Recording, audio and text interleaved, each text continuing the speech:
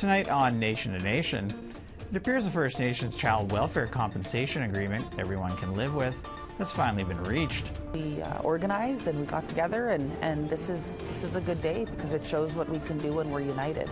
The head of the Assembly of Manitoba Chiefs says something has to change after the body of another Indigenous woman was found in a Winnipeg landfill. To be able to monitor, to be able to ensure that whomever goes into the landfills are scrutinized. And protesters rallied against the Royal Bank of Canada's financing of the oil and gas industry. And we came to give our messaging of the damage that their money is doing, funding projects such as Coastal GasLink through our territory without our free, prior and informed consent. Welcome to Nation to Nation. I'm Fraser Needham. This week, the Assembly of First Nations has been holding a special Chiefs meeting. And earlier this week, it was announced that another $3 billion has been added to the existing $20 billion Child Welfare Compensation Agreement. Everyone affected is supposed to get a minimum of $40,000 from that agreement. Ashley Bach is one of them. She was taken from her birth mother and adopted out. At a press conference in Ottawa this week, she described how the settlement money could help First Nations children and families caught up in the child welfare system. Especially if you're transitioning out of a system that isn't necessarily supporting you, or that doesn't have a social safety net in place for you, of your family and your community, and various caregivers and service providers. Having that sort of money is a way to ensure that you have a roof over your head. It's a way to ensure that you're going to have food on the table. It's also a way to ensure that you'll be able to go to school and get an education and then get a good job, and break those cycles of intergenerational trauma when you're having your own kids too, because there's also a lot of young parents who are impacted. And earlier I caught up to Regional Chief for Manitoba, Cindy Woodhouse, at the AFN special meeting, where I asked her about the agreement, and here's that interview. Regional Chief Woodhouse, thanks for joining us today at the AFN Assembly in Ottawa. Yeah, thanks for having me. Right, now I know there was, of course, the announcement on the revised final settlement agreement that you're obviously part of. Now I know everyone's happy that you've reached this deal, but is there any regret, I guess, that you thought you had something about 16 months ago, and now you've had to come back to the table and get a new deal? Well, I think this is the best deal that we can come up with, and it was united. In December, our chiefs had come together because there was 5 different resolutions at that point, and it's difficult when there's 5 different resolutions because you don't want to hurt people and you don't want to leave people behind, and so we organized and we got together, and this is a good day because it shows what we can do when we're united here at the Assembly of First Nations. Right, and I know you were asked yesterday, you mentioned that hopefully if all goes according to plan and it's approved by the federal court and the CHRT, that maybe start flowing or some of this compensation money early next year, late this year. But there's also, of course, the complications of the claimants, making people aware of it and then helping them use the money in a way that's best for them, I guess. Are those discussions going on right now, I guess, to sort of make sure you have a plan in place? Oh, absolutely. There's going to be mental health support, there's going to be financial literacy support. Our team is going to start working and trying to bring that all together, and so they are working towards that to make sure that all these kids and these people we give them the best support that they need, and that it's First Nations led, First Nations driven. Right, okay, and I'll move on to something they're discussing today. The Justice Minister, David Lametti, was just up talking about the UN draft agreement. Now, I didn't hear all the comments, but I know there was a lot of perhaps people unhappy, First Nations leadership, that it wasn't driven enough by First Nations, that it's kind of an in-house government thing. Did you want to comment on that draft agreement at all? I don't want to comment on that because I'm not, I have my own expert at home, and we've got a few of our chiefs that are still working on that, so until we have a time to comment, until I speak to them we could speak about that a little bit more later. Okay, fair enough. I'll move to something that you are quite familiar with, and that is the missing and murdered Indigenous women and girls, of course, in Winnipeg is a real problem in Manitoba. Another woman was found in a landfill yesterday. What do you want? What's the message, I guess, that you want to get out to people at this time? First of all, I want to.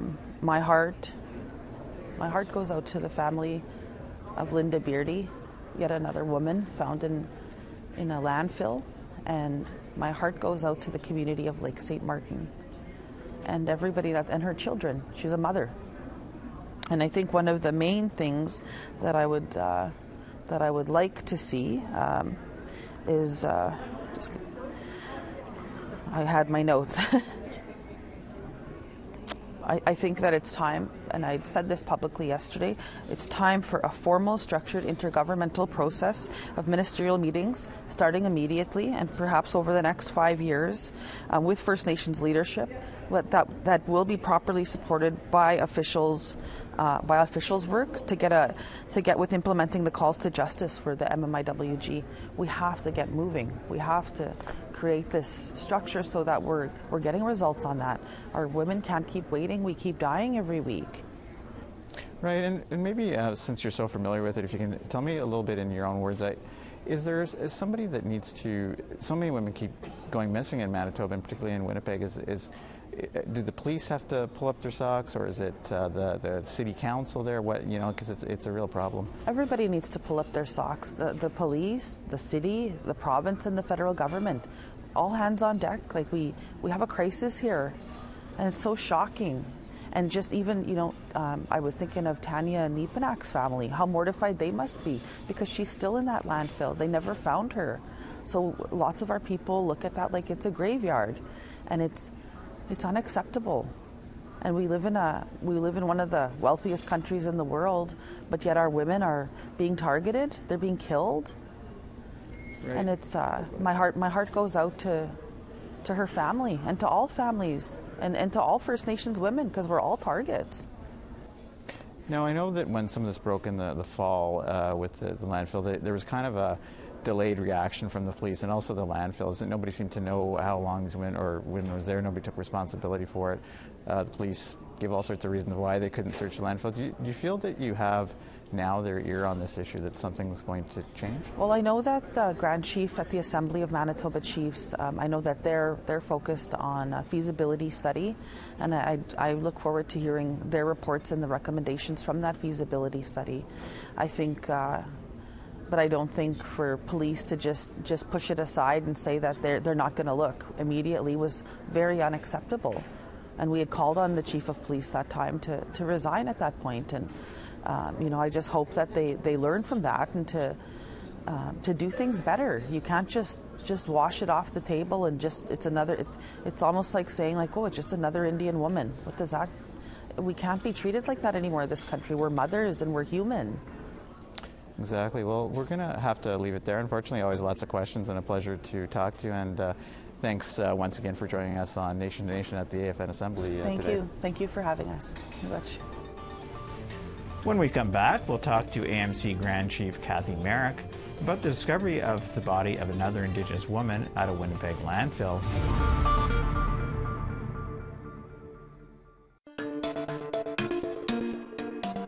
Welcome back. Sadly, this week, the remains of another Indigenous woman was found in a Winnipeg landfill.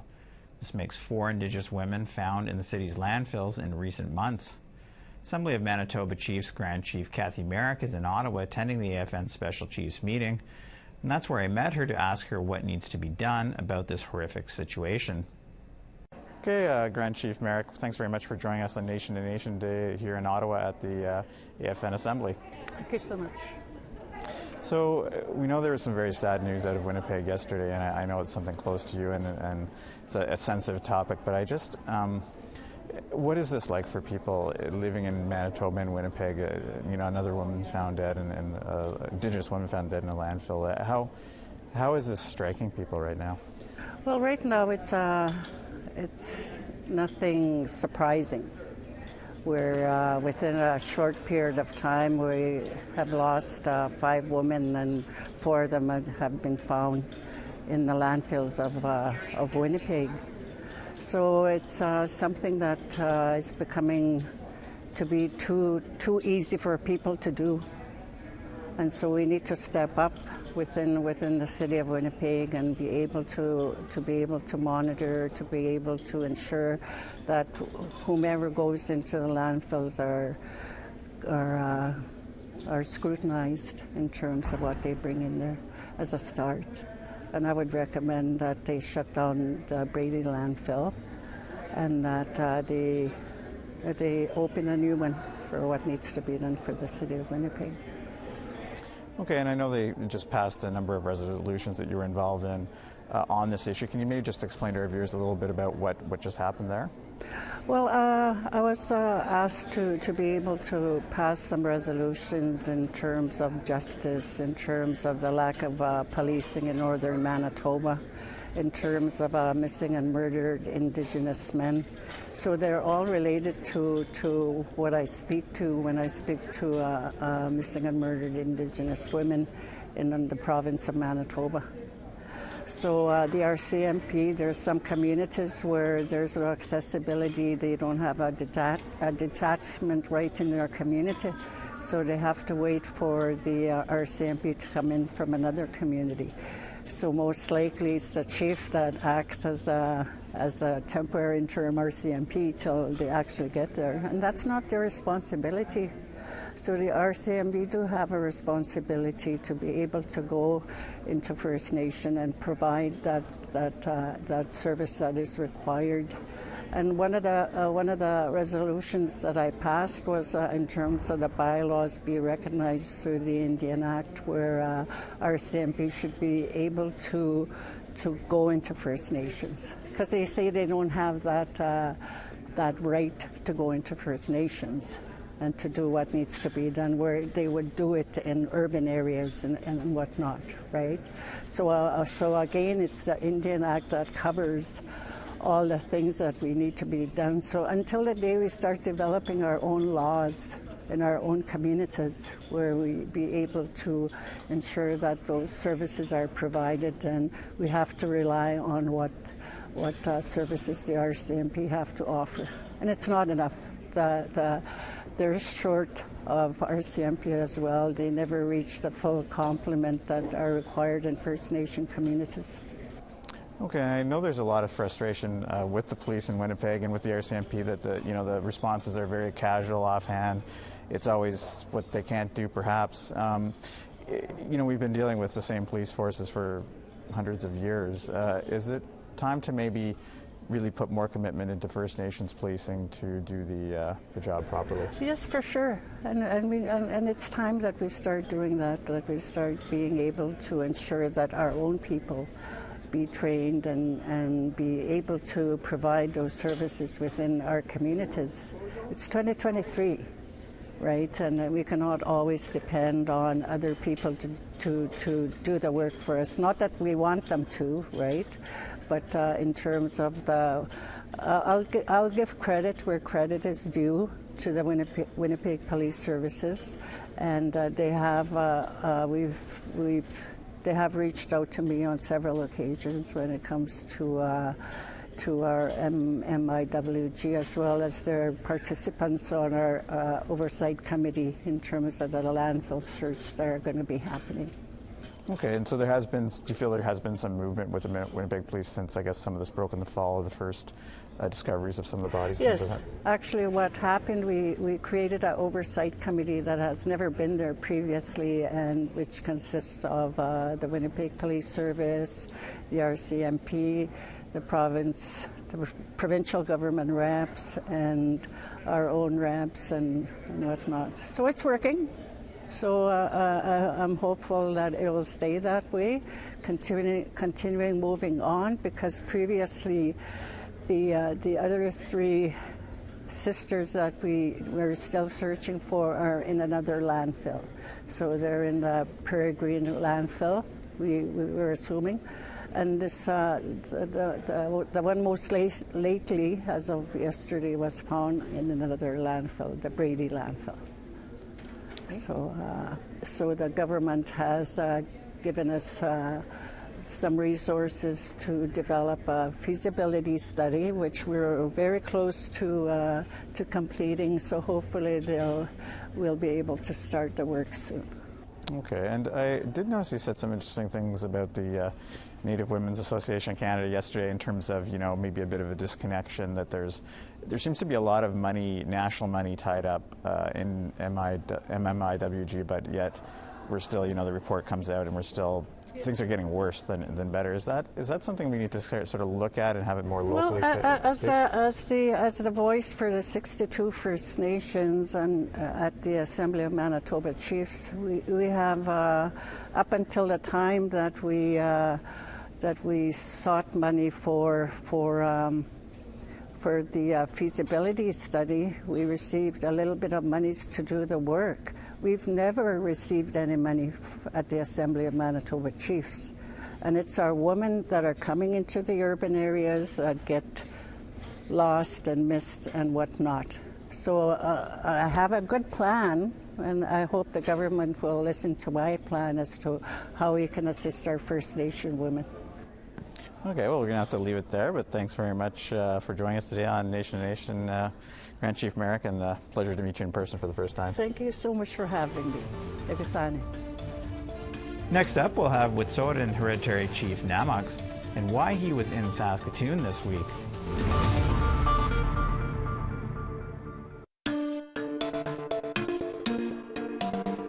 Welcome back. The battle over getting liquefied natural gas to foreign markets continued this week. The First Nations LNG Alliance supports the industry and wants to benefit from investments in it. The group held a press conference in Ottawa earlier this week to make their case for what they say is sustainable LNG development. We have spent years working with our community members, elders, neighboring nations and communities and industry partners to develop a project that both minimizes the impact to the local environment and has the lowest GHG intensity of any LNG in the world. No one cares more about our territory than we do. We will leave it to future generations in a way that ensures they can still practice our culture and traditions. Many opportunities are being lost through energy and climate policies that are missing the big picture. That's why we have sent letters to all the members of the G7, including Canada, calling on them to include energy and LNG on the agenda on their next meeting in Hiroshima in May. On the same day as the Alliance's press conference in Ottawa, a rally was being held in Saskatoon as protesters spoke out against Royal Bank of Canada's financing of the Coastal GasLink pipeline during an RBC shareholders meeting. When built, it will bring liquefied natural gas to British Columbia's coast for export. Part of the demonstration in Saskatoon was a group of Wet'suwet'en Hereditary Chiefs, including Hereditary Chief Na'Moks. They tried unsuccessfully to attend the shareholders meeting, and this is where he joins us. Hereditary Chief Na'Moks, welcome to Nation to Nation. Thank you for having me. All right, so first off, you are in Saskatoon, and maybe you can tell our viewers why you are there and why in particular you are taking issue with the Royal Bank of Canada and the meetings that it's holding. Well, they're having their annual AGM here. Usually they have it in Toronto. This year they moved it to Saskatoon. Please don't ask me why. We have not found out why. But generally it's in Toronto, which is where their head office is. And we came to give our messaging of the damage that their money is doing funding projects such as Coastal GasLink through our territory without our free, prior, and informed consent. Interesting. So there is an actual Saskatoon police force, but they also had RCMP officers there as well to provide security at this event, I guess? Or it was quite a mix of them. If you consider when you step outside, there were snipers on top of the roofs of the hotels across the street. So it was a pretty heavy security considering there was absolutely no reason for it. We were going to come and conduct ourselves full manners with respect. We wanted to be heard. They knew that we were coming and we were not going to be violent in any way, shape, or form. But this is how they reacted to it, which is extremely surprising to me. But then if you think about last year when me and my fellow hereditary chiefs showed up in Toronto to attend the AGM there, when our airplane landed, they made it remote the day we landed. So we expected something, but we did not think that they would have the form of security that they do have, and also the very fact that the manner and who really tells us where the Royal Canadian Mounted Police stand on these issues against Indigenous people. Okay, well, I'm going to move a little closer to home for you, and something that's come up recently, and that's something I'm sure you're familiar with, which is the what's called the RCMP's Community Industry Response Group. And so the policy, there has been disputes over this group. Recently, the government said the Civilian Review Complaints Commission would be looking into how that group operates. But do you think, along with the media exposure and what the government has said, do you think there will be any changes? Well, that is our hope. There has to be accountability for all actions. There has to be responsibility taken for all actions. And we don't believe that there's proper oversight when it comes to CIRG, Community Industry Response Group, as every time we ask why they are doing what they are doing on our lands, we tend not to get an answer. They'll bounce it back from one to the other, and nobody's taken accountability or responsibility. So when we have the Civilian Review Complaints Commission involved, at least we're getting some questions put forward, but we want it to be more than just a report. We want to see changes. You have to realize that that entity, CIRG, was created in 2017, and nobody is giving us an answer on the oversight. You know, they spent over $50 million within that CIRG unit. The federal budget has actually committed another $36 million, and yet the oversight is not there. And it is strictly to protect industry. They say protest, well, they mean ourselves. And we've never been violent, we'll never be violent, but we will protect our lands using every avenue available, which is the courts, which is making people accountable, which means telling the people that are investing in these pipelines and such projects to withdraw their money, to divest, because there is no future in it. Okay, and as we were just discussing earlier, of course, the AFN Assembly is going on here this week in Ottawa, and the National Chief, Roseanne Archibald, talked about pushing the government on the issue of free, prior, and informed consent.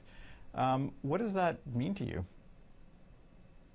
Well, I think it has to be more than just words. I think it has to be more than just a report that sits there and collects dust.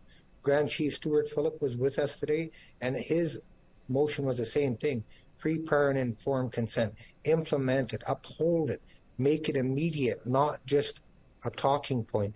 You have to realize in British Columbia, when FPIC was enforced in the legislature, I was in the legislature that day, and I said to the Premier of the day, which was John Horgan, that it has to be actions. It can't be just, oh, we support it and leave it on a desk somewhere. You have to make it progressive. You have to make it to date. And you would think that it would be fully implemented by not only provincial and federal governments, but all banking institutions, all industry would have it at the top of the list. They can't be looking at the ground floor and say, we'll implement this, when we should be looking at the ceiling. When Canada is supposed to be the free country that they tout it is worldwide, don't you think that they would be wanting to implement that, to uphold it, to make sure that it is progressive and to date, not just a talking point, because that's all it is at this point. Okay, well, unfortunately, we're running a little short on time, so we're going to have to leave it there. But thanks very much for joining us from Saskatoon today, Hereditary Chief Namax. It's been a pleasure. Thank you for talking to me as well. This concludes this week's episode of Nation. If you missed any part of tonight's show, you can check out our podcast at aptnnews.ca/podcast. I'm Fraser Needham. Good night.